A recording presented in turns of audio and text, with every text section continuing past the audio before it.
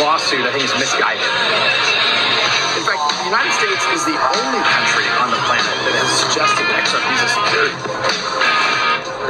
The idea that XRP is a security, it has traded out there for 8 years. You know, it's kind of like, well, if it was a security, I guess we should have known that a long time ago. Welcome back, ladies and gentlemen, to another episode of 24 Hours of Crypto. Let's get right into today's video. This is nuts. I was going through Google and I came across a video that has been unlisted by Ripple. So which means you do not have access to it unless you have the direct link. And here is the video that I'm talking about. It was published 7 years ago, early 2017. And Brad said some very important things here. I know a lot of people, when we talk about NDA, non-disclosure agreements, they sit there and laugh and say, haha, you're imagining this 1,700 contracts that they have with these banks. You don't even know what that means, blah, blah, blah. But in reality, you do understand that if Ripple has been working with JP Morgan, Wells Fargo, Goldman Sachs, they're not going to come out here and publicly say they're working together. And I will 100% bet all my net worth that Ripple has conversations in emails back and forth, even to date, with those top institutions. And when they're ready to make those announcements, when they have everything in line, they will make those announcements. Is Ripple working with American Express or with Visa? You know, it's a good question. One of the, I suppose, challenges of working in an industry like this is it's regulated. There's confidentialities. Look, we are working, I'm aware there's some rumors out there. You know, we announce our customer relationships when our partners are ready to announce that. And is part of working with the industry and not kind of trying to surprise them. Right. You know, we will make those announcements when we and our customers are ready. Just like how Ripple came out and released this yesterday. Ripple expands footprint into Spain through new agreement with BBVA. And the best part about this is Brad talks about this in 2017. So let me go ahead and set the tone right here with this. Not everyone's going to be on Alipay. And settling between Alipay and Paytm and PayPal, and by the way, B of A and Standard Chartered and Santander, this is the internet of value. That's how Ripple has, from our inception, evangelized the opportunity to create an internet of value. Isn't that incredible? I mean, it's gonna get better. Look how far we have come. I mean, if this doesn't, make you go, wow, I mean, I don't know what will. And if you guys recall, Mr. Sagar Shahbar, I probably butchered that, I apologize. But he worked at Ripple from September 2017 to 2020. Okay, so just over 3 years. And then he went on financial services in Amazon, and then he went to Fireblocks, which he just left a couple months ago. He was global head of business solutions at Fireblocks. An individual that is so well educated within the Ripple ecosystem goes to AWS because AWS and Ripple are going to be collaborating in the future, and they still are. So it's not like a public thing, but they're working together. And then you have Fireblocks, which he went on, and now you have everything coming back down to Ripple and XRP. This is where you're going to say, okay, this is actually crazy because this has played out exactly as we have, covered in these episodes since the inception of this channel. So take a listen to what Brad Garlinghouse says here, because remember a couple days ago, I made this video. I'll play it at the end, because you guys already heard it, so I'll play it at the end. It's a 4-minute video clip where I talked about Fireblocks, remember? And they're coming out with their own payment systems. And then you had Fireblocks and Circle strategically collaborate to accelerate stablecoin adoption for financial institutions. Now, does this make XRP obsolete? Absolutely not. This is the secret sauce, and Ripple has been telling you this since 2017, right? Something very important you're going to hear when Ripple talked, Brad Garlinghouse talked about D-Local, right? But listen to this, right? This is back from 2017, and this is when they connected over 100 financial institutions, and D-Local being one of them. And it's so crazy that the fact that I was doing all this research today, D-Local comes out with this press release. I don't even think it's out there yet because it said it was 4 hours ago when I found it. which was released today. dLocal and Fireblocks now join network for payments. Like, this is absolutely crazy. You see how this is all adding up, and I'm going to talk about this in a moment, but listen to what Brad Garlinghouse says here. Question, dLocal, one of the large payment providers, is now on RippleNet. Can we expect to see them use XRapid for GoDaddy and for Uber? Yeah, I also like this question. It's kind of consistent with what I talked about before. For all of these payment providers and even banks, if we can lower their cost, if we improve efficiency by even 10 basis points, the capital will flow to the most efficient path. Yep. And so, again, we don't pre-announce customers until we're ready to talk about those customers. Again, we don't pre-announce customers until we're ready to talk about those customers.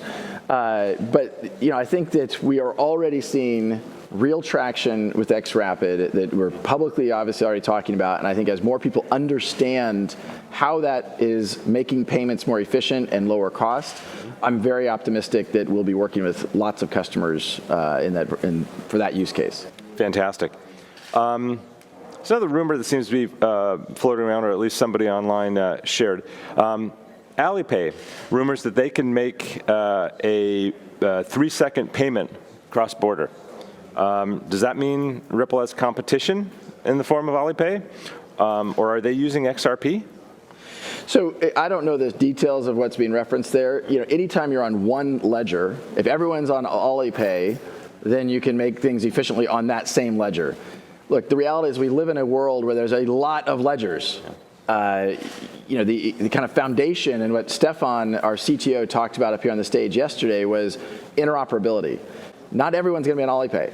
And settling between Alipay and Paytm and PayPal, and by the way, B of A and Standard Chartered and Santander, this is the Internet of Value. That's how Ripple has, from our inception, evangelized the opportunity to create an Internet of Value.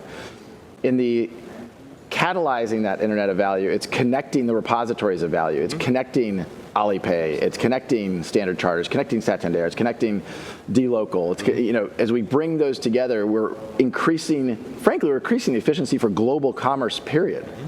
And that little rumor that was floating around back in 2017 about Alipay, and you heard Brad's response, right? So I'm going to go ahead and break this down so you guys really understand the magnitude of what you're holding. And guess what? We talked about it many times. If you're new to my channel, go watch my previous videos, but I want you to concrete this into your head, okay? People are done with mass accumulation. It is game over, okay? I want to make that very clear, and I'm not trying to put anybody down, but listen, if you want to accumulate and 1,000 is your goal in terms of XRP accumulation, 1,000, keep going, okay? Because in order for you to make $1 million with that, you're gonna have to wait until XRP goes to $1,000. I'm not gonna put a time frame on that. I've talked about $100 XRP by 2030. Okay, it could happen December 31st, 2029. Okay, but that is what I'm projecting for $100 XRP by 2030, and that is the only thing that I've always said about that projections. Okay, but you heard Brad Garlinghouse. Okay, this is monumental so far. If you're enjoying the video, go ahead and smash that like button. And I want to break this down so you guys understand that this is so bullish for XRP, even dLocal coming out and doing this, okay? Because this doesn't make XRP obsolete. I want you guys to understand that. In fact, it proves why XRP is needed more than ever. And here's what's actually happening, because you have Fireblocks, okay? They are one of the biggest enterprise platforms for custody, settlement, and digital asset payments.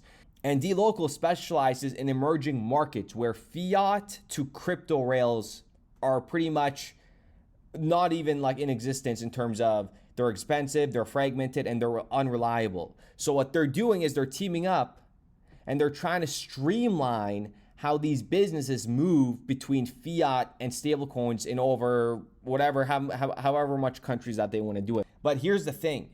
Remember, stablecoins are not a bridge asset. USDC is tied to the dollar. A Brazilian real stablecoin is tied to the real, okay? And a Japanese yen is tied to the yen. So none of these just magically settle against others without counterparty risk. So you need a neutral asset in the middle, and the neutral liquid global asset for the world is going to be XRP. And remember, what is attempted with XRP is not so much maintaining the value, but offering a vehicle for exchange, which is quite different, because there you can have value fluctuating. All you need is value to be stable for 10 seconds while the whole transaction takes place. And as a result, there's a whole different need for regulation. You don't need to regulate value. I don't care. So long as there is some value, the transaction can certainly take place. And as a regulator, I'm not so worried about either this displacing my fiat currency, because you're moving from one fiat currency to another. It's just an interim value. And it's a means of exchange. When Fireblocks and dLocal start to connect these 2,400 institutions as per their press release, this is where XRP is going to go crazy when they actually turn the system on, where they try to streamline stuff through XRP. And when I say that is because, take a listen to this, right? It's very important. Network effects take off and as payments volume build and financial institutions begin to tap XRP to unlock the full value of blockchain. Financial institutions begin to tap XRP to unlock the full value of blockchain. And a couple of years later, guess what? XRP got sued. Wow. I mean, it's absolutely crazy, right? So there is, like, if you don't believe in this, I guess you're only going to believe in it when you see the value of XRP just like significantly increase and have a slingshot moment, okay? Because you got to understand that they're building the local plumbing, dLocal and Fireblocks, but those pipes still need a main pipe to connect globally. That's where Ripple comes in with XRP and RLUSD, and they already have a full stack infrastructure that makes all these fragmented systems interoperable. And the fact that rumor, okay, and we may see it happen down the line where Ripple, and this was legit, it was actually offered, but they never took the deal. The fact that it went even public, the fact that Ripple tried to buy Circle just shows you everything. And what we talked about Jeremy Allaire, you'll hear him in a moment, right? But listen, this goes deeper than what you guys could even imagine, okay? Without XRP, you're left with isolated stablecoin silos. With XRP, you unlock true cross-border, cross-currency interoperability, and that's what they have been trying to design for the past decade. So the bottom line is, when you see these little Fireblocks, Circle come collaborate together, that doesn't kill XRP. It's proof that the entire financial system is moving towards Ripple's thesis. And XRP is behind all that. XRP is the glue that ties all this together. ILP, XRP, boom. So with that being said, ladies and gentlemen, remember what I said a couple weeks ago. Well, a couple days ago, I talked about this video. I'll play it in a moment. But something that I got to bring to your attention right now, like I have been telling you, XRP was going to go to $3 when I opened this trade, right? Right now, we do have another couple of trades open. We have the XRP trade that is up 71%. I told you guys when I entered this, we were in the negative when I entered this. And I told you my target is $3. And we are here. And in my opinion, we are going to see this thing try to fly past 312, 310. And if that maintains it, we're going to go 335 straight. We are, in my opinion, expecting a massive candle. If you guys want to take advantage of this, check out the links down in the description down below for Bitunix and 2bid. Take advantage of their deposit bonuses, and you could be trading with their futures bonus that gets given to your account once the deposit has been made. So like I said, if you guys can catch along here with even low leverage, 1 leverage, 2 leverage, when XRP starts going to $4, $5, $6, it's going to be a big move, folks. And I know you guys are watching this right now very closely, trying to get some entries in, but 338 is going to be that next level after we surpass the $3.13. Okay, I want to see a big, heavy volume breakout over 313. And if we could stabilize around there, ladies and gentlemen, then we are going to be here for 337. And then a lot faster than you think. We're about to hit 420, and you might even want to light up a 420 when we hit that 420 mark. But again, listen, we are getting there. So with that being said, we'll be back with another video. So let's zoom out for a second, right? Because you have Fireblocks just coming out today and unveiling their new payment network for stablecoin transactions. Guess what? Isn't that what Ripple's trying to do? But guess what? Circle also, they're doing their own payment system as well. So we'll see medium players, small players, big players. Everyone is going to try to create their own rails, their own payment network. But here's the brutal truth. None of them have XRP. And that's why, again, I cannot stress this enough, the CEO of Circle even said it himself. To their constraints, and you can take a risk-based approach here. You know, just like a mobile SIM is of certain use, you can take a risk-based approach. And you know, if you start to want to interact with an identity that is doing a larger amount, then you might have other identity requirements that emerge. But we have to preserve digital cash. That has to work on the open internet. It has to work interoperably with anyone, anywhere. That's how we're going to solve this problem. And I think we're really close. I mean, USDC itself we've seen over $3.5 trillion of transactions directly on the internet between counterparties. And so if we can, improve it with more scalable blockchain technologies like, Brad's company provides, and we can make this extremely low cost to move. And this was years ago when nobody was watching. You got to understand, our videos used to get, anywhere between 8,000 to 12,000 views back in the days, right? Nobody watches these kind of stuff. So when, Jeremy Allaire says something like that on a panel, they don't think we're going to go ahead and put it on YouTube videos and stuff like that. It gets recorded, but not on this magnitude, right? We are following everything that they're doing and what they're saying. And like I said, the brutal truth, none of them have XRP. They can build their stablecoin rails. They can tokenize treasuries. They can spin up closed loop systems. But at the end of the day, if you don't have the bridge asset that provides a neutral cross-border institutional grade liquidity, and when I say institutional grade liquidity, I mean deep liquidity, okay? You don't have the foundation. They don't have that. So you can go build whatever they want to build, but at the end of the day, XRP is the concrete. And that's why Ripple is the behemoth in this space. They don't just have a stablecoin like RLUSD. They don't just have payment corridors. They have XRP, the one asset designed for settlement, liquidity at global scale.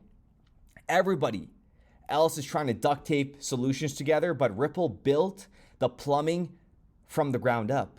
And, Caroline's words are not random. Deep liquidity and efficient markets is a direct nod to what XRP already provides. The regulators are now publicly aligning with Ripple's vision. And don't forget, Caroline has been in Ripple's office, met with Brad, engaged in public-private dialogues. This is not speculation anymore. I've been telling you guys, this is the roadmap. So when you see Fireblocks, when you see Circle, when you see all these other, big players making announcements, don't get distracted. Yes, they'll all have a role. Yes, they'll contribute to the ecosystem. But the one behemoth that ties it all together, the one with the escrow, the liquidity, the institutional corridors, the partnerships, and the regulatory clarity is XRP. We are in the early stages of this technology, and I really want to provide some examples of that. It generally takes about 25 to 30 years for human beings to adopt a new data transfer technology. Radio was invented in 1890, but wasn't commercially available until the 1920s. TV was developed in the 1920s, but wasn't in homes until the 1950s. Email was invented in 1969, but most of you most likely didn't have an email address until 1997. There is one that I really want to focus on, and that's TCP/IP, which is the internet, for those that don't know. It was developed as a DARPA project in 1970, but it wasn't really commercially accepted until 1995 when it was rolled out with Windows 95. There's another important date, which is 1983. 1983 is when TCP/IP was accepted as the standard protocol for internet development, 13 years after it was created. Well, here we are, 13 years after Bitcoin was created, and we're just now starting to talk about standardization. This is not a coincidence. Adoption at this stage is not a technology problem, it's a human conditioning issue. Every 13-year-old in the United States has only existed in a world where Bitcoin has existed. 3 years from now, every 16-year-old will have only existed in a world where Bitcoin has existed. 16 years old is an important date because it's generally when someone becomes interested in becoming a developer. They are the adoption layer. We here in this room, we're the infrastructure layer. It's our responsibility to create an environment where every 13-year-old American has a framework upon which they can build the next world on. But I think the idea of buying and holding forever and not trying to make adjustments requires that you've gotten it right in the first place. That you can only hold tight if you've bought right, if you will. And that is to say, have an asset allocation that has something to do with how many years you have to accumulate money, how much resources you have at stake, how much income you need, and how much courage you have to ride out the peregrinations of the market. They told us dream small, but we had the stars in mind. While they chased hype, we studied time. In the noise we found the signal. Brad knew just what to do. Now XRP hums like jazz, running smooth and true. Money's changing, systems bend, ripple flow into the end. Truth is quiet, bold and deep. We salute the ones who lose no sleep. Salute to the minds that built this chain. Salute, salute through the trials, through the pain. Salute, salute to the calm, to the wise. Salute 100 in our eyes. Bitcoin maxis yell on stage, stuck in loops they call belief, while XRPL just clears the way. No delay, no grief. They hoard coins like dusty gold, but we got utility in every fold. The future ain't loud, it's steady breathing. Real ones know what's worth believing. It ain't hype, it's code and soul. We salute the ones who see the whole. Salute to the builders, to the flow. Salute, salute where the real ones choose to go. Salute, salute to the heart, to the plan. Salute, XRP will lead the land. Value don't lie, and truth don't shake. Let the whole world break, we remake. Strategic reserve, written in stars. XRP gonna take us far. So here's to the signal, clear and bright. To the dreamers who held on tight. No matter the storm, no matter the fight. Salute, we rise with the light.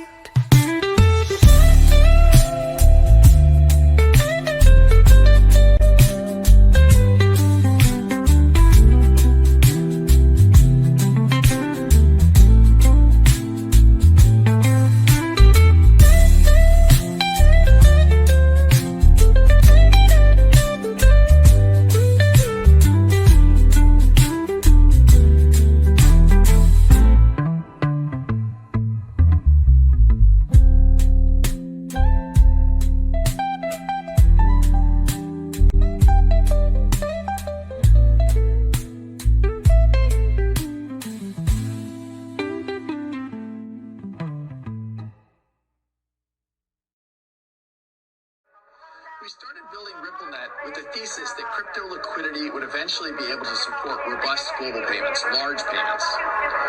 RippleNet was designed so that customers seeing the benefits of our fiat-based network could flip the switch to ODL once the market was mature enough. And this is exactly what's happening. Flip the switch.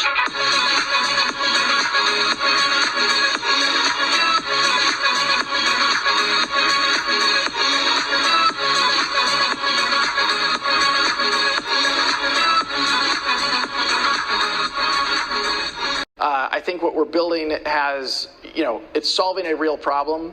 And I think all of the tokens, my advice to anybody would be, understand the utility. If there's real utility and there's real value being delivered to a real customer, there will be value in the token.